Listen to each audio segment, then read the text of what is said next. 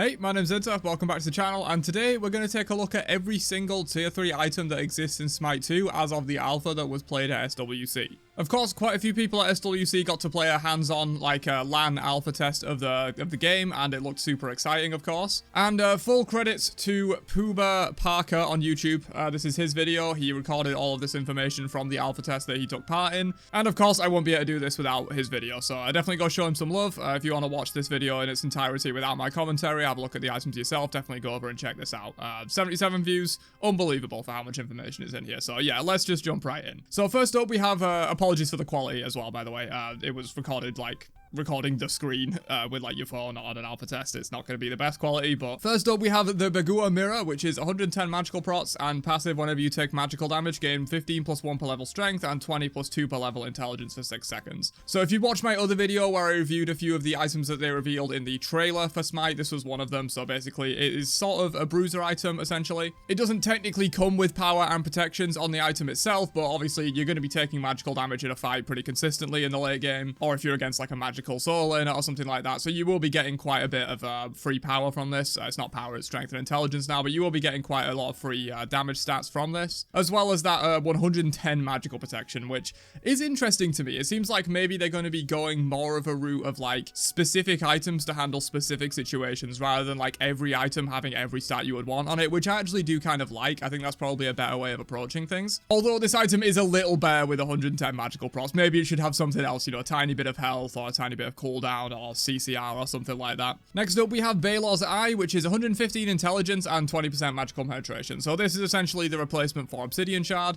It appears to not have a passive at the moment. Again, I'm not entirely sure if there will be items, like quite a lot of these don't have passives. I'm not sure if that's how it's going to be in the full game, or if maybe they just haven't implemented the passives on some of these items yet. Also, another thing we're a little bit unsure on is how much strength and intelligence will be available in the game and how much abilities will scale with it. It seems like the numbers are quite a bit higher than Smite's numbers. You know, you're generally not going to see 115 magical power on Obsidian Shard in Smite. So the numbers generally seem to be a bit higher, but yeah, 115 is quite a lot, and then that 20% pen is basically Obsidian Shard without the passive, at least at the moment. Baneful Rapier, 45 strength, 15% attack speed, 20% crit chance. This appears to basically be Wind Demon, or Demon Blade as it was renamed to. Again, no passive. I can't imagine these items won't have a passive.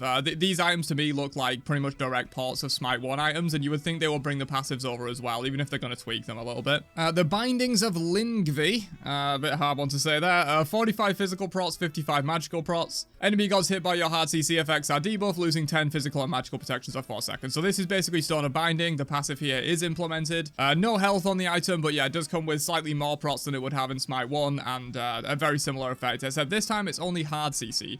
In Smite 1, it's all CC for Stone of Binding, so this item will be a lot more specific to those gods that can reliably apply hard CC before they do their damage. And here's, of course, a very interesting one. If you're not aware, actives or like relics are gone in Smite 2 entirely, and we're going to have active items instead. So basically, some of the items that you buy will have an activated effect, and you can bind that to a certain key, and you can just use that whenever you want, basically as if it was a relic. And this is the first one that we come across so far, the Blinking Amulet. So this has 200 max health, 10% cooldown, or 10 cooldown rate. I think they're changing it the way this works ever so slightly in the new game, but yeah, 10 cooldown rate, 10% movement speed, 200 max health. And then active, instantly teleport to the targeted location, can be used in combat, cooldown 180 seconds. That's kind of nuts, dude.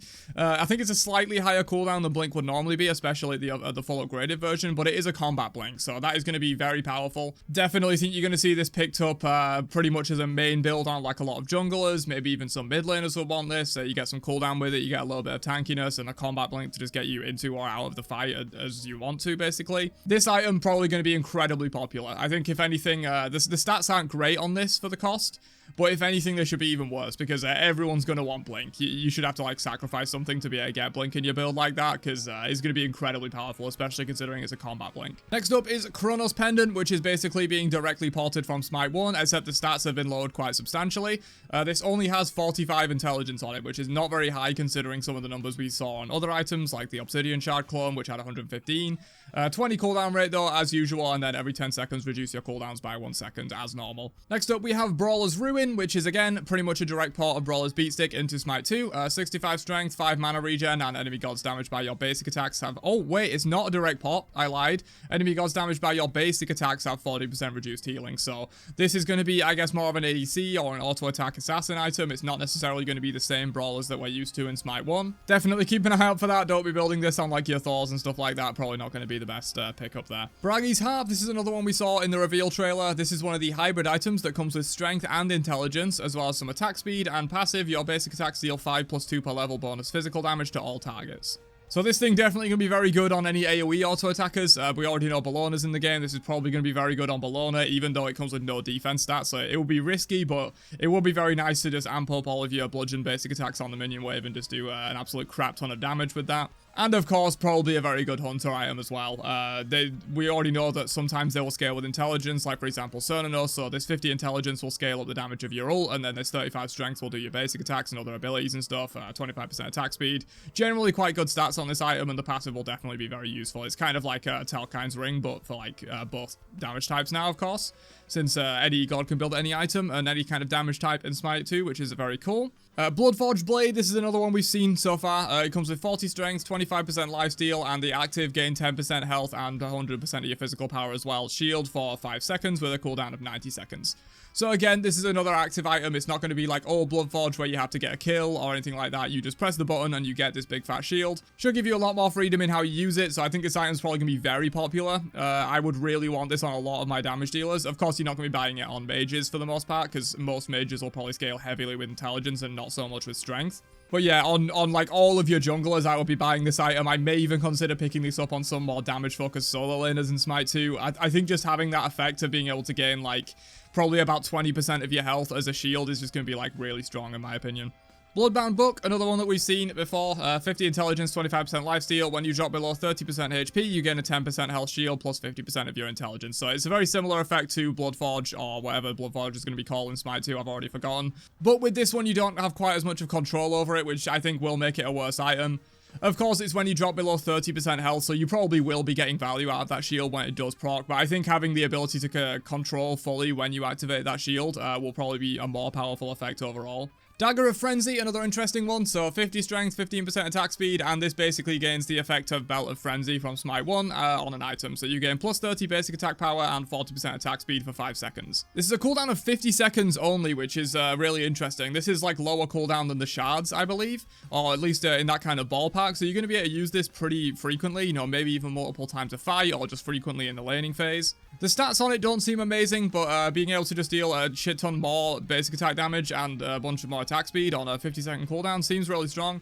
I guess this probably only affects you, not your entire team, or that would be a little bit broken, I imagine, for like objective play and stuff like that. Damaru Drum, this just has 50 strength and 85 intelligence. Again, it costs 2750 for these stats. I imagine this thing will have a passive at some point. It seems like some of the passives really just aren't implemented in Smite 2. It's possible we will have some items without passives, or actives, I suppose. But to be honest, I don't see this many items not having a passive. Passives are quite important to the sort of identity of the item in Smite 1, so I imagine a lot of these passives just aren't implemented yet. Deathbringer, of course, returns. 60 strength, 20% crit chance, increased crit damage by 25%. Death Metal, 25 strength, 45 intelligence, 20% crit chance. Active, provide yourself and allied gods within 6.4 meters, 15 plus 1 per level strength, and 20 plus 2 per level intelligence, and 20% attack speed. This lasts 6 seconds and has a cooldown of 60 seconds, that looks like. So this is more like the team frenzy. You know, we had this item before where it's like a single target frenzy on yourself. This seems like more of the team frenzy that will actually replace the relic from Smite 1. Interestingly though, this is a damage dealer item. You know, it's not going to be a tank that's going to be using frenzy for the team anymore. It's going to be one of your backliners, almost certainly your hunter, considering this item has crit. That's going to be using that and giving a bunch of stats to your backline. Next up, Divine Ruin, basically a direct port, except it doesn't have pen on it anymore. It's just going to be 105 intelligence and 5 mana regen, and then basically the same passive, except it won't have Smite 1's like new passive with the chain lightning and stuff. It's just going to have the anti-heal.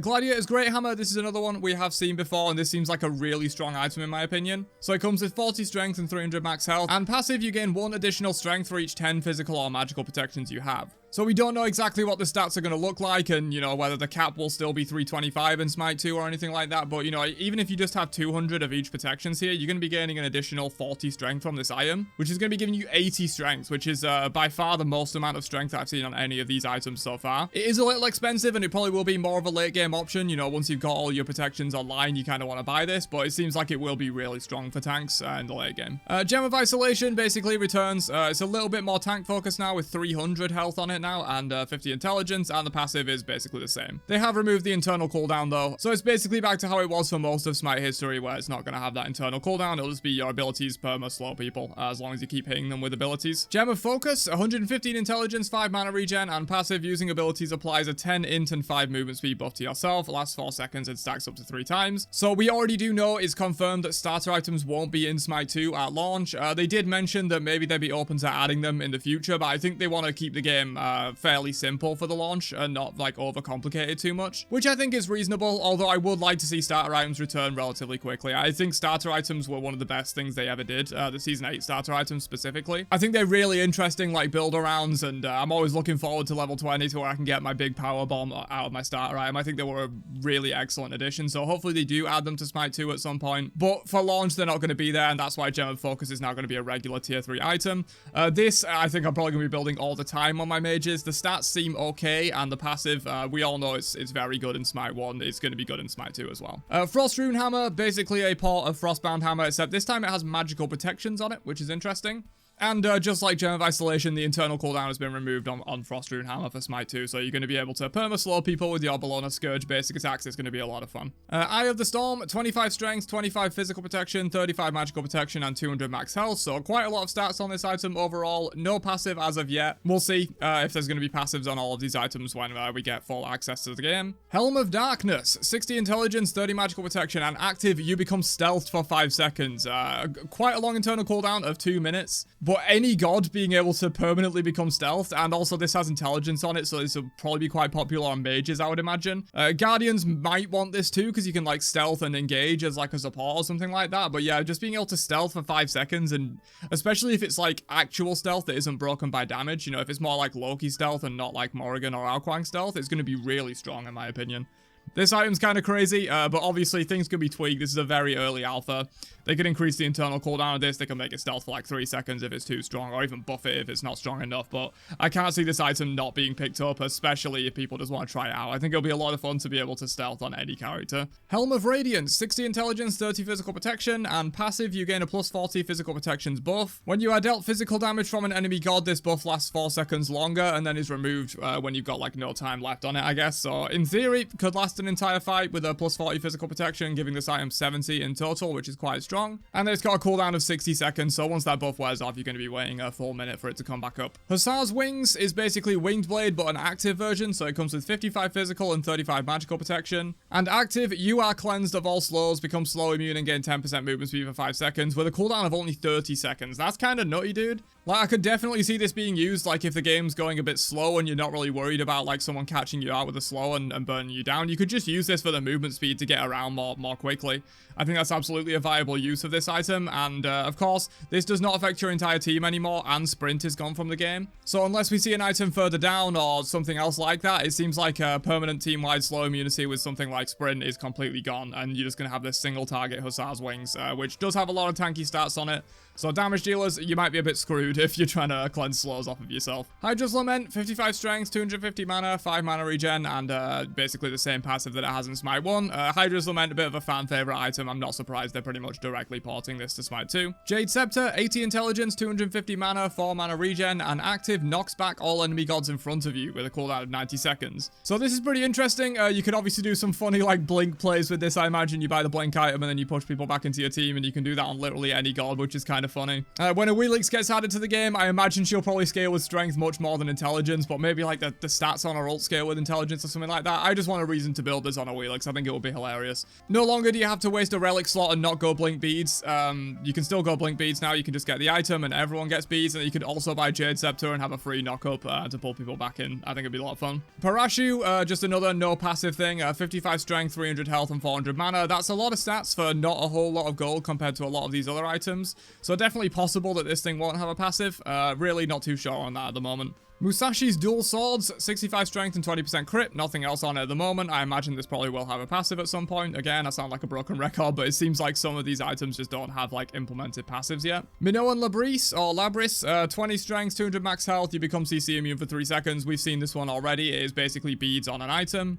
You guys did point out in my previous video though that this doesn't say it will cleanse CC, so it seems like you're going to have to pre-beads with this. It's not just going to be straight up another set of beads. Still though, I can't imagine this item not being popular. Just having an extra way to gain CC immunity is just going to always be super valuable. I think I'd be picking this up a lot. Leviathan's Hide, 80 physical protection. Enemies who hit you with basic attacks are debuffed, losing 5% strength for 4 seconds, and this stacks up to 3 times. So a sort of Midgardian Mail style effect. It's not going to be reducing their attack speed and slowing them. Instead, it's going to be reducing their strength. So they're just going to be doing less with all of their basic attacks.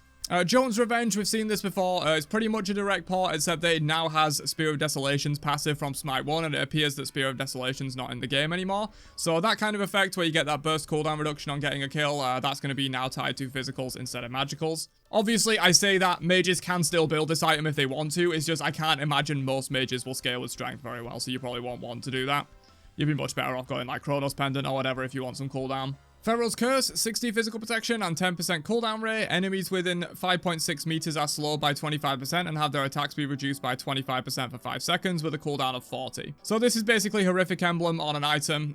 Very low cooldown though. Horrific Emblem definitely not on a 40-second cooldown in Smite. I think this is going to be very powerful. Maybe people will be building the Hussar's Blade to counter this because 40-second internal cooldown to slow people 25% for 5 seconds is very strong. Phoenix Amulet, 65 magical protection, 350 max health. Active, heal yourself for 300 HP plus 30% of your missing HP. Oh my god, that's going to be insane, dude. Imagine a fat stacking HP tank build and like as soon as you get low, you just press this. Man, it's going to be very important to track people's cooldowns in Smite 2. Obviously, in Smite 1, you want to be tracking their relic cooldowns all the time and maybe their ultimate cooldown if you're going really ham. But yeah, with all of these active items in the game, you're going to have to pay attention to what active items they have and whether they're up or not. This is, of course, if you want to Giga Sweat the game. I'm sure you can just play it casually and not really care about any of this, but I am a Giga Sweat. I will think about the game like a Giga Sweat. And so I think this is going to be very interesting to play around. Very excited to use this item on some solo laners. Just whenever I get low, like get down to like 10% health or something, because obviously with it being missing health, you want to wait as long as you possibly can. The internal cooldown is 3 minutes, so it is going to be very much a sort of one and done type item. You're going to be waiting a while to be able to use it again, but that effect is incredibly powerful. Polynomicon is returning with very similar stats. It does now have max health on it, which is interesting. But of course, any god can technically build Polynomicon now. Do you want to build a full intelligence build on a god that mostly scales with strength just so you can use Polynomicon? Probably not. But if there are like some assassins or maybe even a couple of hunters or something that like really enjoy having some intelligence in their build, you can maybe slot in some of the like hybrid items that we've seen that have strength and intelligence on them at the same time, and then maybe you could throw in a Polynomicon. You know, if maybe some of your abilities scale with intelligence that you want to get that up, you know, for example, Chak's Reign, you're probably not building Polynomicon on Chak, but maybe if you're going full intelligence build, you could do that. That's the interesting part of Smite 2, in my opinion. I think the build diversity and how you play your god is going to be very much up to you in Smite 2, which I think is really cool. Kin's Blade is just kin size. They've removed the requirement to have like it scale up against higher HP targets, but yeah, kin size, it was never going to leave. Kin size has been a staple of Smite for literally its entire lifespan, basically, and it will be returning in Smite 2. Restorative Amanita, 50 physical protection, 350 health, and active, summon a mushroom at the target location that heals 5% HP of allied gods within 6.4 meters every second for 4 seconds. Wow, that is definitely really interesting. Having an ability to just heal your allies on literally any god you want is kind of insane. This will heal 20% max HP over the time. This is kind of interesting given how much they've really hated out of combat healing in Smite 1. Definitely possible they have some kind of healing rebalance coming for Smite 2 that we don't know about yet, to where like this won't be a problem. But just being able to disengage, like if your whole team buys this item, if you have like, I mean, you won't even need 5 of them necessarily, but if your whole team has this item, you can literally heal 100% of your health bar in 4 seconds by everyone just popping this on the same location. So I think this is going to have to be looked at. You know, it depends how they're going to be reworking the healing systems. But yeah, being able to just disengage and everyone pops this. It's only a 60-second cooldown, so it's going to be up for most of like the big fights that happen. Yeah, this could be a problem item for sure. I'm watching out for this one. Shogun's Afuda is basically Shogun's Kusari. It's going to be returning 75 magical protections and a 20% attack speed aura. Serpent Spear, 85 strength and 20% physical penetration. Other than the 85 strength, which seems like a lot compared to the other items that we've seen here, and a lot compared to physical power in Smite 1. But other than that, it's basically Titan's Bane, but it doesn't have the passive effect on it anymore. It's just 20% physical pen. Screeching Gargoyle, 17 magical protection, 10 cooldown rate, and active silences all enemy gods in front of you for 2 seconds. This is again another very interesting item. It feels like it'll be a bit more of a counter pick, if anything. Maybe you're playing into like a Fenrir or whatever with like a channeled ability that you might want to interrupt. Just having this ready, so like if Fenrir dies on your backline, you just immediately silence him. It's kind of like your Ganesha, but literally on anyone, because you can buy this item on anyone you want. Pretty cool. Very interested to see how all these active items play out. Scepter of Dominion, 20 intelligence and 10 cooldown rate. Absolutely awful stats. Active, after 2 seconds, a field deploys, causing any gods to become affected by stasis while within it. The field persists for 2 seconds. I see why this is a very bad started item, because its effect is kind of crazy. It is on a 4-minute cooldown, which is very long, but if you haven't caught on, stasis almost certainly means completely uninteractable, immune to all damage. Basically Aegis, but like the very old version of Aegis, where you couldn't move or anything. You can't move, you can't act. I imagine that's what stasis is going to be. Interestingly, it's like a field, which I assume is going to be AoE. Potential trolling risk there of just anyone who wants to throw the game, just buy this item, stasis your whole team when a team fight starts, and then the enemy team can just position around and get you destroyed. So interesting. We'll see how that plays out. Could be a very cool item. Ruinous Ankh, 40 of each prots, 400 max health, very good base stats, holy shit. Enemies within 8.8 meters are debuffed, losing 40% healing effectiveness. So basically this is Pestilence, but it is now, instead of just being a magical protection item, it's now got both protections. This is very highly started, so I imagine this item is going to be very popular for anti-heal on tanks. You'd be very happy buying this item just for the stats, so having that anti-heal is going to be very good as well. Silken Mailcoat, 60 physical protection, passive, enemies within 8.8 meters lose 20% attack speed and 20% crit chance. That's pretty cool. Pretty happy that there's like an anti-crit item in the game that literally reduces their crit chance. I think that'll be very useful. Of course, if they only have one crit item at that point in the game and you buy this, you're literally deleting all of their chance to crit whatsoever, and of course just lowering it by 20%, they're going to get less crits on you overall, and you're going to be reducing the attack speed as well. Soul Devourer, 95 intelligence, 250 max mana, passive, enemy gods damaged by your abilities take 12% current health as magical damage over 4 seconds. So this is basically a slight redesign of Soul Reaver, especially the original Soul Reaver that just did it in a big burst. This is over 4 seconds, but it is like, it's not, you're going to be hitting people constantly. This is going to be less good on gods like Merlin and more good on gods like Hebo that want to get that big burst of damage rather than continually applying Soul Reaver over time to enemies. Staff of Cosmic Horror, 125 intelligence, that's a lot. 4 mana regen, and passive, while over 300 intelligence you gain 10% cooldown. So not a super interesting item. You basically may as well just add 10% cooldown to the base stats of this item. It comes with 125, and you will be building this on mages that will easily get another 175 intelligence in their build. You can basically just read this item as 125 intelligence, 10% CDR, and 4 mana regen. Stampede, 50 physical protection, 350 max health. Active, you and allied gods within 6.4 meters gain 25% movement speed for 4 seconds. So yeah, this is basically sprint, but does not have slow immunity, notably. So you might have to go to some of the other items, like the Hussar's Blade, to get your slow immunity. This will just give you movement speed, no slow immunity. Sunbeam Bow, 50 strength, 40% attack speed. Again, may have a passive, may not, we'll see. It's very similar to Odysseus Bow, I suppose, in the high attack speed. Maybe Oboe passive goes on this, we'll see. The Reaper, 55 strength, 15% lifesteal. Damaging an enemy god who is below 50% health buffs you with 15% lifesteal for 4 seconds. The Nemes, the Nemes, the memes, the Nene memes, maybe. 400 max health. Passive, each minion assist earned provides +1 physical protection and +1 magical protection buff, stacks up to 60 times. So this is basically Thebes. A more powerful version of Thebes, it seems, though. Thebes has, like, I believe 200 health in Smite 1 now. This has 400 health, and it's going to have 60. It's not going to have the protection aura that Thebes had, unfortunately, but this is still going to be really strong. Definitely something you're going to want on your supports, and probably, honestly, something you're going to want on your soul leaders as well. 60 of each protections and 400 health is probably the best stats I've seen on any of these items in terms of defensive play. Executioner is back. We have seen this before. 25 strength, 15% attack speed. And passive, on a successful basic attack, reduce the target's physical protection by 15%, and this stacks 4 times and lasts 4 seconds. So I mentioned this in my other video covering some of the items we saw in the reveal trailer. This is up to 60% protection reduction, which is kind of insane. But again, it does fit a little bit more into that kind of specialized item field that they're going for in Smite 2. Like, you're picking up an item for a very specific purpose. You're not just buying a stat stick with a kind of useful passive effect. Because the stats are way way worse than regular Executioner in Smite 1 and way worse than a lot of the other items we've seen for like AD carry potential. But of course, if you do need that percent shred on the tanks, it seems like there's a lot of strong tank items here. If you're going to need that, then this is obviously the way to go. 60% shred is insane. Talisman of Purification, 30 magical protections, 350 health, and active. You and allied gods within 6.4 meters become CC immune for 1 second. Interesting. So, that's going to cause problems for a lot of gods, I feel. You know, Ares is the first one that comes to mind. You just have this, and of course, Ares ult is on a much lower cooldown than 180 seconds. You're not going to be immune it all the time. But especially if you're playing with like a 5-stack and you have full coordination on this, you can just say that you have this up and that your team don't need to use beads on the Ares ult. You just use this, and then they've got their beads for the next time the Ares ult comes through. Probably going to be a lot harder to use in regular random casuals where you don't have communication with your teammates, because you might pop this and then they pop their beads anyway and it's a little bit wasted. But yeah, in high level play and with full 5-stacks, this item's going to be very good, I think. Talisman of Namaka, 300 health, 20% cooldown. You and allied gods within 6.4 meters gain 100 plus 12 per level HP shield for 4 seconds with a cooldown of 60. So basically this is Shell, but it also comes on an item with 300 health and 20% cooldown, which seems like it will be very strong like stats wise. Triton's Conch, we've seen this one before, 95 intelligence, 300 max mana. You and allies within 8.8 meters gain strength and intelligence, so basically a nice power aura for your team there. Wish Granting Pearl, 70 intelligence, 400 health, 400 mana. Very strong base stats. Will this have a passive? We don't know. Again, I'm a broken record on that. We'll see as things develop. And Your Guy's Necklace, same thing. 400 max health, 400 max mana, 10 health regen, 10 mana regen. Again, this kind of seems like a Stone of Gaia style item, so maybe it would have that kind of similar passive. I imagine a lot of these will have passives that will be implemented over time.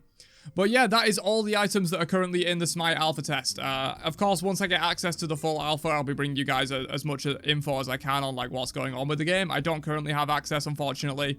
But when I do, definitely stick around, pay attention to the channel, subscribe, all that good stuff. You can catch my videos as they come out on the full information we need on the Smite 2 alpha. But yeah, other than that, go show Puma Parker some love for this video. It was very helpful in terms of gathering all the information on the items, and I will catch you guys in another one later on. Have a great day, and peace out, you nerds.